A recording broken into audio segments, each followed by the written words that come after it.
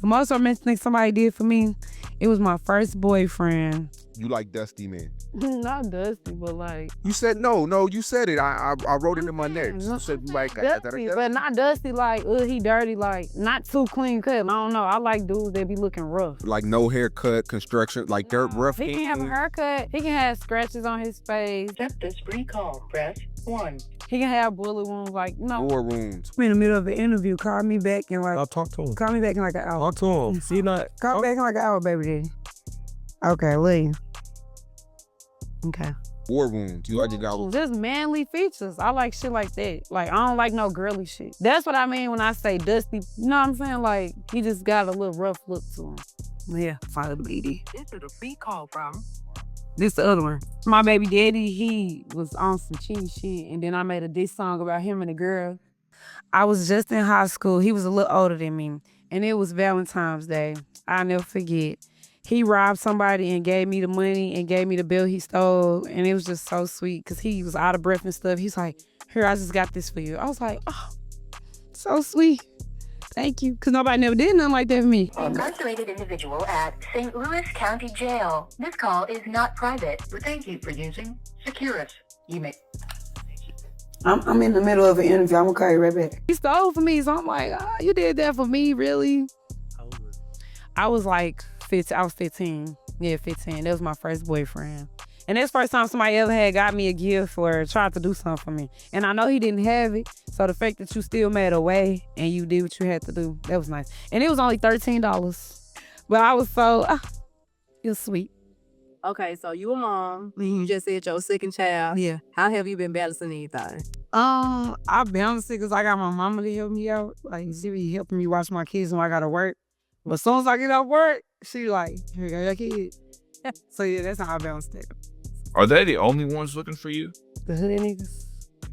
No, everybody be looking for me. FBI. Maybe. CIA. Mm. CIA.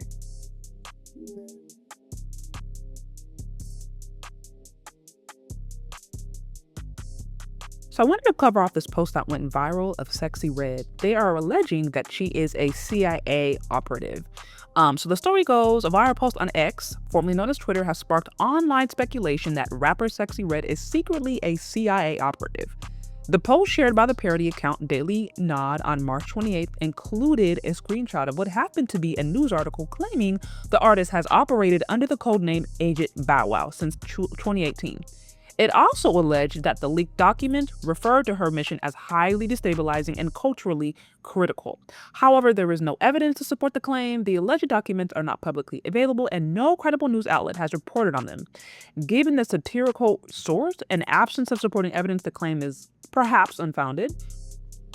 While Red has remained silent on the viral post, she recently made headlines for a separate legal matter.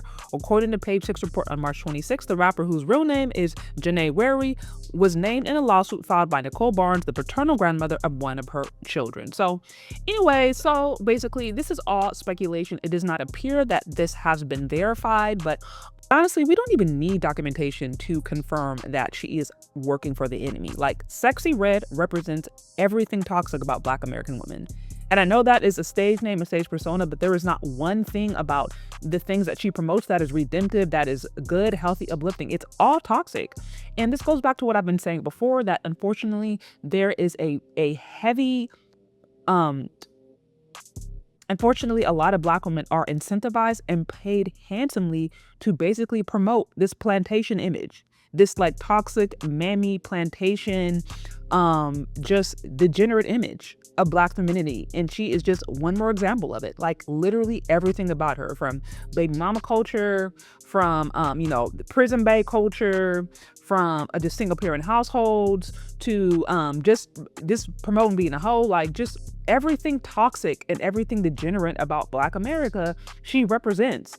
And it just goes back to the fact that a lot of these media companies, a lot of these people who are promoting artists, like, they don't have good intentions. They obviously have an enemy. They obviously have an agenda to tear down Black people and to tear down the value of Black women. And she is just in my opinion, another person who was being incentivized to promoting this degeneracy. So I continue to say that Black women need to abort the sisterhood of failure, that they have got to completely divest from this toxicity. If y'all going to divest, it don't need to be from your men. It needs to be divesting from the culture and divesting from these really toxic representations of what Black femininity is, because it's just disgusting. And so, I mean, like I said, it doesn't even need to be, like I said, I don't even need evidence that she is a CIA op. Even if she is not a CIA op, she is obviously being paid to promote an agenda that is not here to help anybody, that is not to build up anything positive. And I think this kind of stuff needs to be opposed, honestly. It needs to be opposed. Like, why can't we put people like her who have talent to promote messages that are going to uplift and build, right? And restore and assign value and promote healthy values. Like, why can't we do that? And we obviously know it's because she's not being funded by people who have Black people's best interest in heart.